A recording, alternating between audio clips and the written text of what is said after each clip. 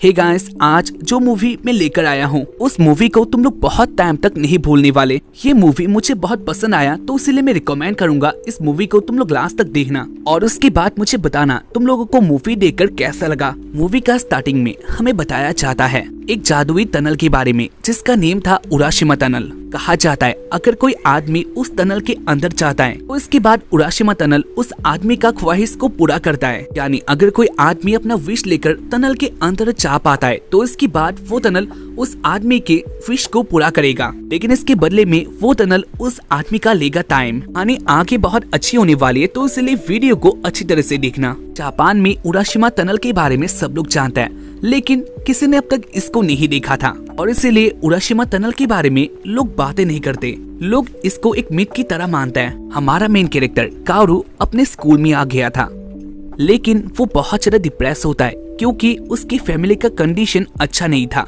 और स्कूल में उसके कुछ ज्यादा दोस्त भी नहीं होते हैं जिसके साथ वो बातें कर सकता है और इसीलिए उसने डिसाइड कर लिया था पढ़ाई खत्म होने के बाद वो टोक्यो में शिफ्ट हो जाएगा। काओरू को भी इस प्लेस में नहीं रहना था, इसके बाद आने से बचाने थे। इसके बारे में उनका ट्रेन आने वाला था। जाने से पहले अंशु कहती है जाने से पहले मुझे तुम्हारे बारे में जानना होगा क्योंकि मुझे तुम्हारे अम्ब्रेला को भी लौटाना होगा। अंशु की बातें सुनकर काओरू हैप्पी होता है और उसके बाद वो दोनों ही एक दूसरे का नंबर ले लेते हैं और ऐसे ही उन दोनों के बीच में एक छोटा सा बॉन्डिंग क्रिएट हो चुका था। घर में आने के बाद काओरू बहुत अपसेट होता है क्योंकि उसके साथ उसका फादर ही रहता है और उसका फादर हमेशा नशे में होता है जो कि काओरू के साथ कभी ही बातें करता है। और इसके बाद काओरू दूसरे दिन अपने स्कूल के लिए निकल जाता। स्कूल में आने के बाद काओरू अपने फ्रेंड के साथ बातें करता है और वो आंचू के बारे में अपने फ्रेंड को बता देता है। यहाँ पर उसे लगता है आंचू अब कभी उससे नहीं मिलने वाली और इसी बीच उनके क्लास का टीचर क्लास में एंटर होती है और उसके बाद वो कहती है आज हमारे साथ एक नई लड़की पढ़ने के लिए आई है। और इसके बाद एक लड़की क्लास के अंदर आ जाती है जो कि आंचू थी। आंचू को देखकर काओरू बहुत ज्यादा शॉक्ड होता है। जहाँ पर उसका दोस्त कह रहा था क्या वो यही लड़की है, क्या वो अम्ब्रेला इसको ही दिया था, लेकिन काओरू कुछ भी नहीं कह पाता क्योंकि वो बहुत ज्यादा शॉक्ड हो चुका था। आंचू को देखकर सारे स्टूडेंट बहुत ज्यादा हैप्पी और इम्प्रेस हो जाता है और इसके बाद वो लोग आंचू के बारे में जानने के लिए एक्साइटेड थे।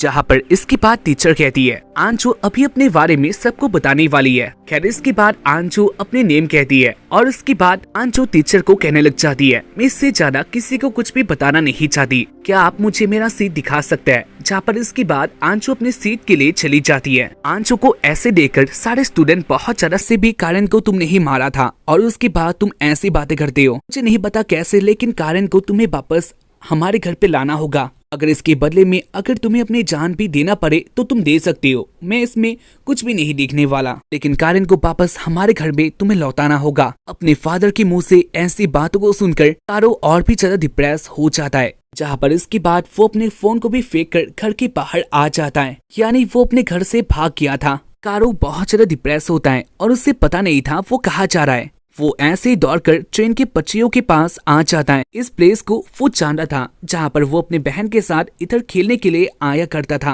काओरू ट्रेन के पटरियों के पीछे होकर जा रहा होता है, लेकिन इसी बीच उसके पीछे से साउंड आता है और लाइट भी आ रहा था।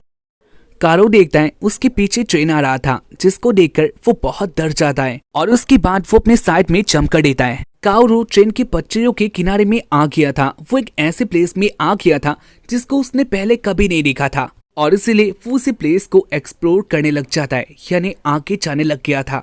ऐसे ही आगे आते हुए काओरू उसी टनल के पास आ गया था। काओरू के आगे एक टनल होता है जिसका नेम था उराशिमा टनल। काओरू कहता है ये प्लेस कौन सा है और उसके बाद वो जान पाता है वो टनल कोई आम टनल नहीं था, वो एक जादुई टनल होता है और उसके अंदर का सीन बहुत ज्यादा अलग था। काओरू आगे जा रहा था जहाँ पर उसके सामने बहुत सारे पेड़ होते हैं और उसको टनल में ठंड भी लग गया था, लेकिन वो आगे जाकर एक चीज को देखता है। नीचे एक चप्पल गिरा हुआ था जो कि कारेन का होता है और ये सीन देखकर काओरू बहुत ज्यादा शॉक्ड होता है। ये चप्पल इधर कैसे आ सकता है? काओरू के मन में बहुत सारे क्वेश्चन आ रही थी। काओरू और भी आगे जा रहा था, लेकिन इसी बीच उसके मुंह पे एक चिड़िया आके गिरती है। काओरू उसी बर्ड को पकड़ लेता है, जहाँ पर इसके बाद वो बर्ड एक गाने को गाने लग गया था और वो इस गाने को भी जानता था, जहाँ पर वो इसको सुनकर भी बहुत ज्यादा शॉक्ड होता है क्योंकि इस बर्ड को वो पहले से ही जानता था जो कि मर गया था। तो ये इधर क्या कर रही है? और उसके बाद काओरू आगे देखता है जहाँ पर इसके बाद उसको सारा स्टोरी पता चल जाता है। यानी वो कोई आम टनल में नहीं था, वो है उराशिमा टनल में, जहाँ पर इसी बात को जानकर कारू बहुत डर गया था। और उसके बाद कारू उसे चप्पल और बर्ट को लेके जितना हो सके उतना जल्दी बाहर आ जाता है। बाहर आने के बाद भी कारू को अब भी बिलीव नहीं होता उसने अभी क्या देखा। क्या वो टनल सच में उराशिमा टनल है? इसके बारे में ही कारू सोच रहा था। रात को कारू अपने घर पे आके ये सब सोच रहा था, लेकिन इसी बीच उसके फादर भी ऊपर आ जाता है। कारू अपने फादर के साथ बातें नहीं करना चाह रहा था, लेकिन उसके पास और कोई चारा भी नहीं होता। कारू के फादर उसके रूम में आ जाता है और उसके बाद वो अपने बेटे को हक करके कहता है, तुमने ये जो भी किया इसके बाद कभी ये मत करना। नहीं जानते मैं तुम्हारे बारे में कितना ज्यादा फिक्र करता हूँ।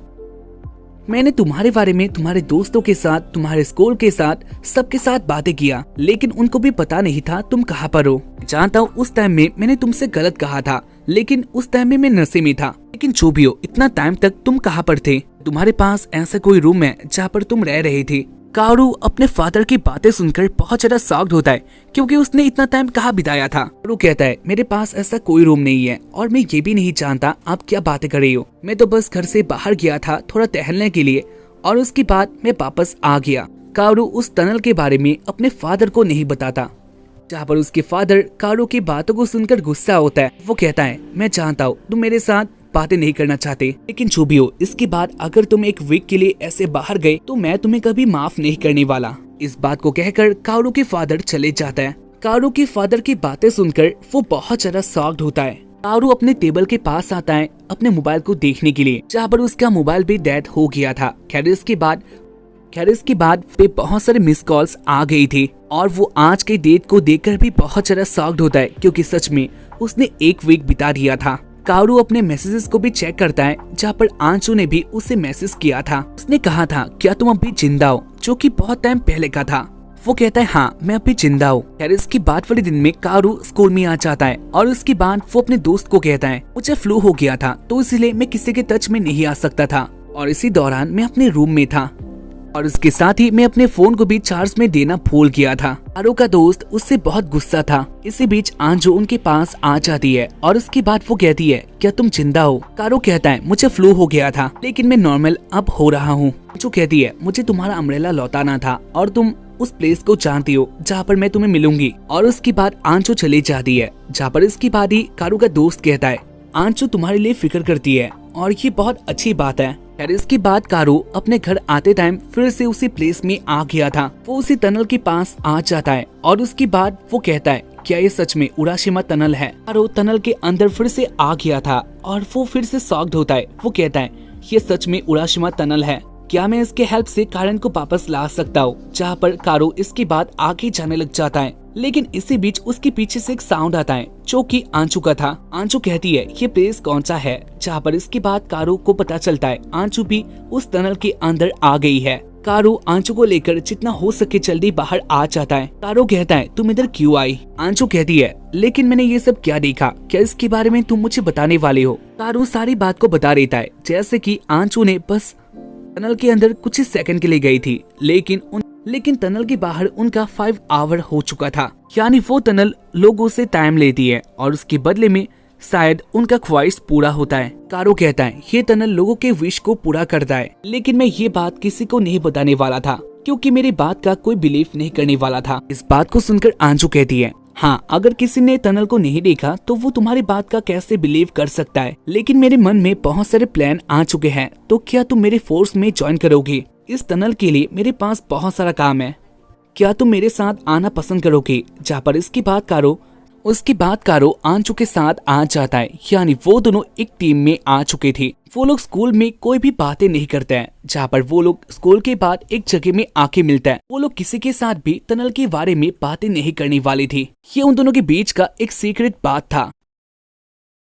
खैर स्कूल खत्म होने के बाद वो दोनों आ जाता है उसी टनल के आगे और वो लोग बातें करते हैं। हमें पहले इस बात को जानना होगा, क्या हम लोग टनल के अंदर से बाहर तक कम्युनिकेट कर सकते हैं? यानी क्या हम लोग फोन के जरिए आपस में बातें कर सकते हैं? यही टेस्ट उनका पहले होने वाला था, जहाँ पर आंचू और कारो एक साथ बाहर बातें करता है, जहाँ पर उनका कॉल अच्छी तरह से हो पा रहा था। उसी टनल के पास से कारो कॉल करता है, जहाँ पर ये भी सही होता है। वो लोग आपस में बातें कर पा रही थी। खैर इसकी बात कारो ऐसी बातें करते हुए अंदर आ जाता है।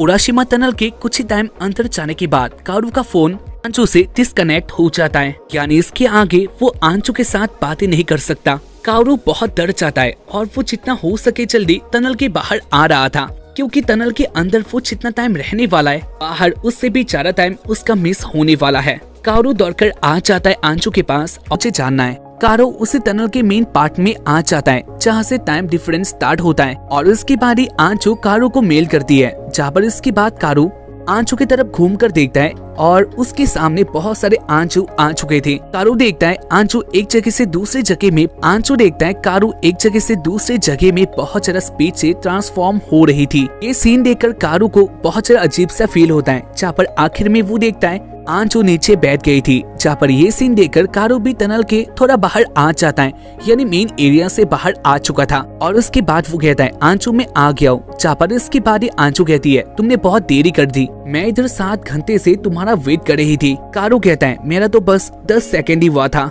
खैर ऐसे ही वो दोनों जा चुके थे। पास होने के बाद भी वो लोग अंदर ऐसे ही नहीं जा सकते, यानी कांटेक्ट नहीं कर सकते। और इसके बाद कारू आंचू के मेल को देखता है जो कि सेंड ही नहीं हुआ था। इसके बाद आंचू और कारू एक साथ बात करता है और उसके बाद वो लोग अपने घर पे आ चुके थे। रात को आंचू फिर से कारू के साथ बात करती है, जहाँ पर वो कहती है उनके पास कुछ टाइम आने वाला है, यानी एक वीकेंड आने वाला है और इसीलिए वो लोग इस टाइम का बहुत अच्छा उपयोग कर सकते हैं। उनके पास बहुत सारा टाइम आ चुका था, क्योंकि वो लोग उराशिमा टनल के अंदर 108 सेकेंड तक रह सकते हैं और इसीलिए वो दोनों डिसाइड करता है उसी टाइम में जितना हो सके वो लोग टनल के अंदर जाने वाले हैं और वो दोनों पता करेंगे उसके अंदर क्या चीज है। आंचू की बातों को कारू फिर से मान लेता है, जहाँ पर आखिर में आंचू कहती है इस प्लान को अंजाम देने से पहले हम दोनों को कहीं पर घूमना था, क्या तुम अम्यूजमेंट पार्क मेरे साथ आ सकते हो। आंचू की बातों को कारू मान लेता है और उसके बाद वाले संडे में कारू और आंचू अम्यूजमेंट पार्क में घूमने के लिए आ चुके थे। कारू आंचू को देखकर बहुत ज्यादा इम्प्रेस होता है, क्योंकि वो अलग ड्रेस में बहुत ज्यादा अच्छी लगती है। खैर इसके बाद वो दोनों पार्क के अंदर आ जाते हैं। वो दोनों एक एक्वेरियम के अंदर आ चुके थे, जहाँ पर वो लोग बातें करता है। आंचू कहती है मैंने तुम्हें कभी भी हंसते हुए नहीं देखा।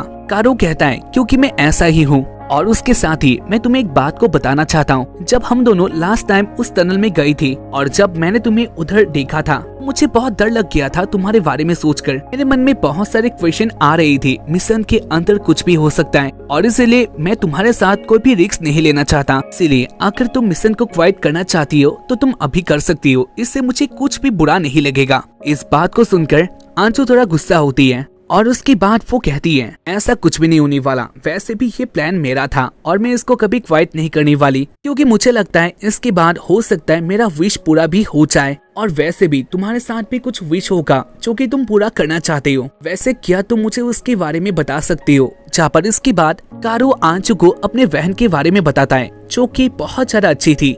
कारू की बहन के बारे में जानकर आंचू थोड़ा शॉक्ड होती है, जहाँ पर इसके बाद कारू अपने बहन यानी कारेन के बारे में बताने लग जाता है, जहाँ पर वो बहुत अच्छी थी। वो सबके साथ बहुत अच्छी तरीके से बातें करती थी और वो अपने साथ मुझे भी हैप्पी रखती थी, यानी वो मुझे बहुत ज्यादा प्यार करती थी। लेकिन एक दिन हम दोनों के बीच में कुछ हो जाता है। मैं कारेन से बहुत ज्यादा गुस्सा हो। दिन में वो लोग आ जाते हैं उसी टनल के अंदर और उसके बाद वो दोनों रेडी हो जाते हैं अंदर दौड़ने के लिए। उनके पास 54 सेकंड का टाइम होता है, जहाँ पर वो लोग उतना ही अंदर जा सकते हैं और बाहर भी उतना ही टाइम में आना पड़ेगा। और ऐसे ही उन दोनों का 3 दिनों का वीकेंड खत्म हो जाएगा। खैर इसके बाद वो लोग पहले बातें कर लेते हैं और उसके बाद वो लोग टनल के अंदर दौड़ने लग जाता है। कारू देखता है आंचू उससे भी ज्यादा तेजी से भाग रही थी, जहाँ पर कारू टाइम को देखता है जहाँ पर उनका टाइम एंड हो चुका था। कारू कहता है हमें अभी लौटना होगा, टाइम अप हो चुका है। लेकिन इसी बीच आंचू के पास बहुत सारे पेपर्स आ जाते हैं जहाँ पर कुछ लिखा हुआ था और वो कहता है हमारे पास ये सब उठाने का टाइम नहीं है, दोनों को भागना होगा यानी बाहर आना होगा। लेकिन आंचू कारू की बातों को इग्नोर करके उन सारे पेपर्स को उठाने लग जाती है। कारू के पास भी कुछ और रास्ता नहीं होता, तो इसलिए वो आंचू का हेल्प करके सारे पेपर्स को उठा लेता है और वो दोनों दौड़कर बाहर आ जाता है। बाहर आने के बाद कारू कहता है तुम्हें क्या हो गया था और क्या यही चीज है जो तुम टनल से चाहती हो। आंचू कहती है ये चीज मेरे ग्रैंडफादर की है जो कि मुझसे कनेक्ट होता है। खैर इसके बाद वो लोग टाइम को देखते हैं जहाँ पर सुबह के 4 बज गई थी। कारू कहता है मैं अभी अपने घर पे नहीं जा सकता क्योंकि मेरे पापा मुझे मार डालेंगे। कारू के कपड़े भी पूरा भीग गई थी, तो इसलिए आंचू कहती है तुम मेरे घर पे आ सकती हो। खैर इसके बाद कारू आंचू के घर पे आ जाता है, जहाँ पर आंचू कारू को पहनने के लिए कपड़े दे देती है। कारू कहता है क्या ये लड़कों के कपड़े तुम्हारे हैं? कारू कहता है क्या ये लड़कों के कपड़े तुम्हारे हैं? आंचू कहती है यहाँ मेरे अंकल रहते थे, लेकिन इसके बाद वो चले गए और अभी घर में मैं अकेली हूँ। कारू अंकल के यानी आंचू के अंकल के कपड़े पहन लेता है और उसके बाद आंचू कारू के लिए कॉफी लाने के लिए चली जाती है। उसी टाइम में कारू आंचू का रूम देख रहा था, जहाँ पर उसे एक नाम दिखाई पड़ता है, मिचुओ हानाशिरो, जिसके ऊपर बहुत सारे मांगा आंचू के घर पे रखे हुए थे। खैर इसके बाद वो मिचुओ हानाशिरो के एक मांगे को पढ़ने लग जाता है और इसी बीच आंचू भी रूम में आ जाती है। कारू कहता है क्या मिचुओ हानाशिरो को तुम जानती हो? आंचू कहती है हाँ, वो मेरे ग्रैंडफादर है। वो एक मांगा आर्टिस्ट थे और मैं भी उनकी तरह बनना चाहती हूँ। मैं अपने ग्रैंडफादर को अपना आइडल मानती हूँ। आंचू की बातें सुनकर कारो कहता है अगर ऐसी बात है, यानी अगर तुम्हें मांगा लिखना अच्छा लगता है तो तुम इसमें आगे जा सकती हो। अब तक क्या तुमने एक भी मांगा लिखा है? जहाँ पर इसकी बात आंचू कहने लग जाती है मेरे ग्रैंडफादर के मांगा बस 3 ही हैं, लेकिन वो बहुत अच्छे लिखते थे और उनका मांगा मुझे बहुत ज्यादा अच्छा लगता है। लेकिन मेरे मॉम डैड को वो उतना पसंद नहीं थी। मेरे मॉम डैड को ऐसा लगता है मांगा में कोई फ्यूचर नहीं है। उन लोगों को ऐसा लगता है ये सब बच्चों की बात है और ये सब बच्चों में ही सीमित रहना चाहिए, लेकिन मैं ऐसा नहीं मानती। मैं अपने ग्रैंडफादर को बहुत ज्यादा रिस्पेक्ट करती हूँ। जब उनका डेथ हुआ था तब उस टाइम में भी मेरे मॉम डैड ने नहीं रोया, लेकिन मैं अपने ग्रैंडफादर के साथ ही थी और उसके बाद ही मैंने अपने घर को छोड़ दिया, क्योंकि मैं जान रही थी मेरे मॉम डैड कभी भी मेरे इस फ्यूचर को एक्सेप्ट नहीं करने वाली थी। और वो कहता है अगर ऐसी बात है तो तुम्हें भी मांगा लिखना स्टार्ट कर देना चाहिए। अंजू कहती है मैं ऐसा कर सकती थी, लेकिन मुझे बहुत ज्यादा डर लगता है। मेरे अलावा भी बहुत सारे आर्टिस्ट है इस कंपनी में, वो लोग बहुत अच्छा मांगा लिखता है, तो इसलिए मुझे ऐसा लगता है उनके सामने मैं क्या ही कर सकती हूँ। मुझे मेरे ऊपर ही कोई भरोसा नहीं है। मेरी मांगा लोगों को देखकर अच्छा लगेगा या फिर नहीं, ये सोचकर ही मैं डर जाती हूँ। और इसीलिए मुझे ऐसा लगता है जो मेरे ग्रैंडफादर के पास टैलेंट था, ऐसा ही टैलेंट अगर मेरे पास भी आ जाए जो कि बाकी सबसे अलग होगा, तो इसके बाद मैं मांगा लिख सकती हूँ और मेरा ड्रीम भी पूरा हो जाएगा। आंचू की बातें सुनकर कावरू कहता है क्या यही तुम्हारा विश है? आंचू कहती है हाँ, मुझे भी एक अलग सा टैलेंट चाहिए। मैं चाहती हूँ तुम्हें ये सुनने में बहुत अजीब लग रहा होगा, लेकिन ये भी तुम्हारे विश जैसा ही है और मुझे ऐसा लगता है उराशिमा टनल मेरा ये विश पूरा करने वाला है। अंशु का ये विश कारू को अच्छा नहीं लगा था और उसके बाद वो कहता है लेकिन वो टैलेंट तुम्हारे अंदर पहले से भी हो सकता है। तुमने खुद ही से मांगा लिखने का ट्राई पहले ही किया है, लेकिन तुम इस बात को नहीं जानती लोग इसको पसंद करेंगे या फिर नहीं, क्योंकि तुमने इसको किसी को पढ़ने के लिए ही नहीं दिया। लेकिन तुम्हारा ये काम मैं कर सकता हूँ। आंचू कहती है मैं अपना मांगा किसी को ऐसे ही पढ़ने के लिए नहीं दूंगी, क्योंकि ये मुझे अच्छा नहीं लगता। मैं डरती हूँ अगर ये मांगा तुम्हें अच्छा नहीं लगा तो इसके बाद मैं कभी भी मांगा नहीं लिख हो जाती है। और उसके बाद वो कहती है क्या तुम्हारा हो गया? कारू भी फाइनली मांगा पढ़ना एंड करता है, यानी उसका भी पढ़ना हो चुका था। खैर इसके बाद वो कहता है तुम्हारा मांगा सच में बहुत अच्छा था। बहुत ऐसे प्लेसेस है जहाँ पर तुम अब भी बहुत इम्प्रूव कर सकती हो, लेकिन एक बिगिनर के लिए ये मांगा लिखना इजी नहीं है। ये पढ़ के मुझे बहुत अच्छा लगा, तुम अपने काम में बहुत आगे तक जा सकती हो। कावरू की बातें सुनकर आंचू बहुत हैप्पी होती है। जहाँ पर इसके बाद कावरू फिर से कहने लग जाता है मिचुओ हानाशिरो बहुत अच्छे आर्टिस्ट थे, लेकिन तुम उससे भी अच्छी बन सकती हो जो कि तुम्हारे अंदर पहले से ही है। इसलिए मुझे लगता है टनल के अंदर जाके अपना विश पूरा करना ये कोई मतलब नहीं बनाता। तुम खुद ही अपना काम कर सकती हो, तो उसके बाद टनल के अंदर जाके अपना टाइम वेस्ट क्यों करना? कारू की बातें सुनकर आंचू थोड़ा सीरियस होती है और उसके बाद वो कहने लग जाती है ऐसा कुछ बात नहीं है, मैं देखना चाहती हूँ अगर मेरे अंदर वो टैलेंट आ जाए तो उसके बाद ये वॉल्ट कैसा होगा। साथ ही मैं इस बात को भी जानती हूँ तुम भी अपनी बहन से मिलना चाहती हो, तुम भी ये देखना चाहती हो वो वॉल्ट कैसा होगा जहाँ पर तुम्हारी बहन तुम्हारे साथ है। तो इसीलिए मैं उराशिमा टनल के अंदर जाने वाली हूँ। इस बात को भी मैं जानती हूँ बाहर आने के बाद पूरा वॉल ही चेंज हो जाएगा, लेकिन मैं उस वॉल को देखना चाहती हूँ। यानी वो लोग अपने प्लान को कंटिन्यू करते हैं। खैर इसके बाद वाले दिन में कारू अपने स्कूल में आ गया था, जहाँ पर आंचू एब्सेंट होती है और ऐसे ही शाम को कारू का स्कूल एंड हो जाता है। कारू अपने घर पे जाने वाला था, जहाँ पर इसी बीच उसका दोस्त कहता है समर फेस्टिवल स्टार्ट हो चुका है, क्या तुम हमारे साथ आ सकते हो? कारू कहता है नहीं, वो बिजी है। कारू की बातें सुनकर उसका फ्रेंड कहता है क्या आंचू फिर से तुम्हारे साथ आने वाली है? बहुत ज्यादा डिप्रेस हो जाता है क्योंकि दूसरे ही रूम में उसकी बहन यानी कारेन का फोटो लगा हुआ था। कारेन का आंचे डेड हुआ था और इसी दिन में उसके फादर किसी और वुमन के साथ मजे कर रही थी। खैर इसके बाद कारू के फादर उसको देख लेते हैं और उसके बाद वो कारू को रूम के अंदर बुला लेते हैं। कारू पहले से बहुत ज्यादा डिप्रेस था ये सोचकर ये वुमन कौन है, जहाँ पर उसके फादर की बातें सुनकर उसको और भी ज्यादा बुरा लग गया था। कारू के पास अपना कोई रिप्लाई नहीं होता, वो इधर अपने बाप को क्या कहने वाला है, क्योंकि आज के दिन उसकी सिस्टर यानी कारेन का डेथ हुआ था और इसी दिन में उसके फादर ने अपने लिए एक नई वुमन को घर पे ला लिया था, जो कि बहुत बुरी बात है। कारू अपने बॉडी को कंट्रोल नहीं कर पाता, उसको अपने घर पे ही बहुत ज्यादा गंदा फीलिंग आ रहा था और उसके बाद वो उसी रूम में वोमिटिंग कर देता है। कारू ने उसी वुमन के आगे उल्टी कर दिया था, जहाँ पर ये सीन देखकर वो वुमन हैप्पी नहीं होती। वो वुमन कहती है ये लड़का क्या कर रहा है, इसने हमारी सारी पार्टी को ही खराब कर दिया। जहाँ पर इसी बात को सुनकर कारू के फादर बहुत ज्यादा गुस्से में आ जाता है और उसके बाद वो कारू को पीटने या फिर से अपना रोज का काम यानी अब्यूज करने लग जाता है। कारू के फादर कहता है क्या तू मुझे इतना भी हैप्पी नहीं देख सकता, और उसके बाद कारू के फादर उसको बहुत ज्यादा मारते हैं। आखिर में कारू अपने रूम में आ जाता है जहाँ पर वो अकेला था और वो बहुत ही ज्यादा डिप्रेस होता है। खैर इसके बाद वाले दिन में कारू एक रेस्टोरेंट पे आता है जहाँ पर आंचू ने उसे बुलाया था। कारू और आंचू एक साथ बात करता है जहाँ पर कारू कहता है वैसे तुमने मुझे क्यों बुलाया था। आंचू कहती है तुमने मेरा जो हेल्प किया था यानी मेरे मांगा को पढ़ा था, वो देखकर मुझे बहुत अच्छा लगा और उसकी बात ना जाने मेरे अंदर क्या आया, मैंने अपना मांगा पब्लिशर के हाथों में दे दिया। उन लोगों ने वो मांगा पढ़ा और उसके बाद जहाँ पर इसके बारे कारू कहता है क्या वो रिजेक्ट हो गया। आंचू कहती है ऐसी बात नहीं है, मेरे मांगा को उन लोगों ने सिलेक्ट किया और वो लोग मुझे कॉन्ट्रैक्ट देना चाहते हैं आगे भी ऐसे काम करने के लिए। कारू कहता है ये तो बहुत अच्छी बात है, तुम्हें अपने फ्यूचर का स्टार्टिंग मिल चुका है, यानी इसके बाद तुम्हें उराशिमा टनल में जाने का कोई जरूरत नहीं है। कारू के बातें सुनकर आंचू बहुत ज्यादा गुस्से में आ जाती है और उसके बाद वो कहती है ऐसा कुछ भी नहीं होने वाला, क्या तुम रेडी हो चुकी हो, हम लोग जल्द ही आने वाले टाइम में उसी टनल में जाने वाले और अपना विश पूरा करने वाले हैं। कारू कहता है लेकिन मैं इसके लिए रेडी नहीं हूँ, मुझे लगता है हम लोगों का ये प्लान थोड़ा पोस्टपोन कर देना चाहिए और तुम्हें अभी अच्छी तरह से डिसाइड करना चाहिए क्या तुम्हें टनल के अंदर जाना है या फिर नहीं, क्योंकि मुझे लगता है तुम्हारे अंदर वो टैलेंट पहले से ही है। आंचू कहती है ऐसा कभी नहीं हो सकता, तुम मुझे जो भी कहो इसके बाद भी मैं उस टनल के अंदर जाने वाली हूँ। खैर ऐसे ही उन दोनों के बीच में एक ऐसे छोटा सा आर्गुमेंट स्टार्ट हो जाता है।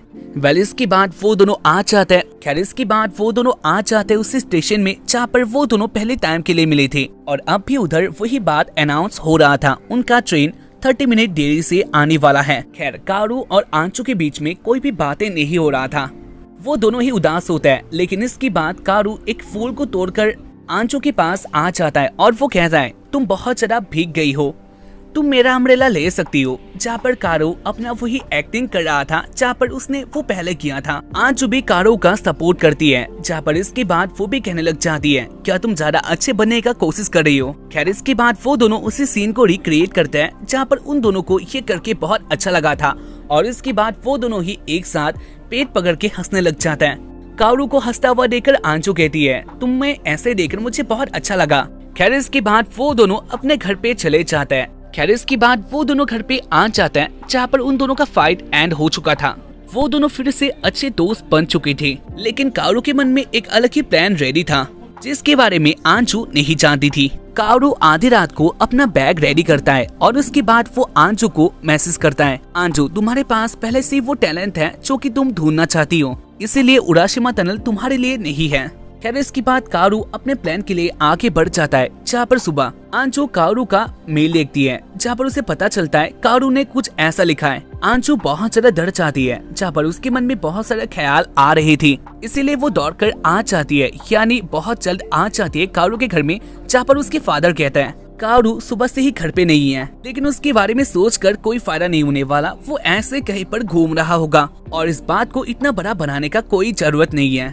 आंचू कारू के फादर का एक बात को नहीं मानती जहाँ पर उसके सामने कारू के ही बहुत सारे सीन आ रहे होते हैं। आंचू को ऐसा लगता है कारू को वो खोने वाली है, जहाँ पर वो दौड़कर उसी टनल के पास आ जाती है और इसी बीच आंचू के मोबाइल पे बाकी सारे मेल भी आ जाते हैं जो कि आखिर में कारू ने उसको लिखा था। टनल में जाने से पहले कारू ने उसको लिखा था आंचू मुझे माफ कर देना, आंचू मुझे माफ कर देना ऐसे तुम्हें छोड़ के जाने के लिए, लेकिन तुम्हें लगता है ये टनल हम दोनों के लिए बना है, लेकिन ऐसा बात नहीं था। ये टनल बस मेरे लिए बना है और इसलिए मैं अपना काम करने के लिए आगे जा रहा हूँ। लेकिन अगर बात किया जाए तुम्हारे विश के बारे में तो वो तुम्हारे अंदर ही है। तुम बहुत अच्छा मांगा लिख सकती हो। मैंने जब तुम्हारा पहला मांगा पढ़ा था तभी मैं जान गया था तुम इससे भी बहुत अच्छा कर सकती हो और तुम्हारे अंदर पहले से कुछ और बात था जो कि तुम्हें अलग बनाता है। तो इसीलिए प्लीज मेरे कहने पर अपना मांगा लिखना बंद मत करना, क्योंकि मुझे लगता है अब मैं कभी भी तुमसे नहीं मिल पाऊंगा। जब मैं 1000 साल बाद फिर से इधर आऊंगा तब उस टाइम पर उराशिमा टनल के बारे में किसी को पता नहीं होगा, तुम्हारे बारे में कोई नहीं जानता होगा। इसलिए प्लीज इन सब के बारे में तुम अपने मांगा पे लिखना, ताकि 1000 साल बाद भी ये सब बातें लोगों को समझ में आए। और मैं तुमसे फिर से माफी मांगना चाहता हूँ। मैं तुम्हें छोड़कर आ चुका हूँ, मैं बहुत दूर आ चुका हूँगा और जहाँ से मैं वापस नहीं लौट सकता। खैर इसके बाद हमें दिखाया जाता है कारू को, जहाँ पर वो टनल के आगे जा रहा था और उसने उन सारे टेक्स्ट को लिखने के बाद मोबाइल को टनल में ही फेंक देता है और वो आगे बढ़ जाता है। जहाँ पर बाहर हमें दिखाया जाता है आंचू बहुत ही ज्यादा दुखी हो चुकी थी। आंचू कारू के बारे में सोचकर रोने लग जाती है और वो कहती है, लेकिन ये मिशन तो हम दोनों का था। आंचू रोकर कह रही थी, तुम्हारे अलावा मेरे लाइफ में और कोई नहीं था, लेकिन तुमने भी मुझे अकेला छोड़ दिया, ऐसा क्यों किया? जहाँ पर आंचू के इन सारी बातों का उसको कोई आंसर नहीं मिलने वाला था। आंचू बहुत ज्यादा रोती है, लेकिन आखिर में वो भी चाहती थी वो अब कभी भी कारू को नहीं देख सकती। खैर इसके बाद हमें दिखाया जाता है कारू को। कारू टनल के बहुत आगे आ चुका था, लेकिन अब भी उसके सामने कुछ भी नहीं आ रहा होता। कारू बहुत थक जाता है और वो डर भी गया था। कारू को ऐसा लगता है क्या उसका विश पूरा नहीं होने वाला, लेकिन इसी बीच उसकी आंखें एक रोशनी आता है। कारू के आंखें लाइट आ चुका था, जो कि उसके लिए होप होता है। कारू उसी लाइट को फॉलो करते हुए आ जाता है एक डोर के पास और उसके बाद वो डोर को ओपन करके देखता है, जहाँ पर वो एंटर हो चुका था एक रूम में। कारू कहता है, मैं कहाँ पर आ चुका हूँ? जहाँ पर इसी बीच उस रूम में आ जाती है कारेन। कारेन को देखकर कारू बहुत ज्यादा हैप्पी होता है। उसे ऐसा लगता है उसका ड्रीम पूरा हो चुका है। कारेन भी कारू को देखकर बहुत हैप्पी होती है और वो कारू के साथ नॉर्मली बातें करने लग गई थी। अपने बहन के साथ बातें करके कारू को बहुत अच्छा लगता है, लेकिन उसके साथ ही कारू को बहुत ज्यादा स्ट्रेंज फीलिंग हो रहा था। खैर इसके बाद कारेन कुछ लाने के लिए चली जाती है। कारू टेबल में देखता है, जहाँ पर इसी बीच उसको अपना मोबाइल देखने के लिए मिलता है। कारू बहुत ज्यादा शॉक्ड होता है, क्योंकि उसने अपना मोबाइल उसी टनल में फेंक दिया था, तो ये इधर कैसे आ सकता है? वेल इस बात का तो कोई लॉजिक नहीं था, लेकिन इसके बाद कारू अपने मोबाइल को खोलकर देखता है, जहाँ पर उसे देखने को मिलता है आंचू से उसे बहुत सारे मैसेज आ चुके थे। आंचू के लाइफ में असली वर्ल्ड में जो कुछ भी हो रहा था वो अपनी सारी बात कारू के लिए लिखती थी, जहाँ पर आंचू को ऐसा लगता था कारू कभी भी इसका रिप्लाई दे सकता है, लेकिन ऐसा कभी नहीं होता। बाहरी वर्ल्ड में बहुत टाइम बीत जाता है, लेकिन कारू ने उसको कोई रिप्लाई नहीं किया था। लेकिन इसके बाद भी आंचू अपना काम कर रही होती है। खैर इसी बीच कारेन फिर से आ जाती है कारू के पास और उसके बाद वो कहती है, क्या हम दोनों के बीच में कोई लड़ाई हुआ था? कारू कहता है, ऐसा कुछ भी नहीं है, मैं तुम्हें बहुत ज्यादा प्यार करता हूँ। कारेन कहती है, मैं भी तुम्हें बहुत ज्यादा चाहती हूँ, तुम मेरे लिए सब कुछ हो, लेकिन अगर तुम्हें भी कोई मिल जाए यानी प्यार करने वाला मिल जाए तो वो देखकर मैं बहुत ज्यादा हैप्पी होने वाली हूँ और उसके बाद हम तीनों एक साथ एंजॉय करेंगे। कारेन की बातें कारू को आंचू का याद दिलाता है और इसी बीच आंचू का बाकी सारा मेल भी उसके मोबाइल पे आ रहा होता है।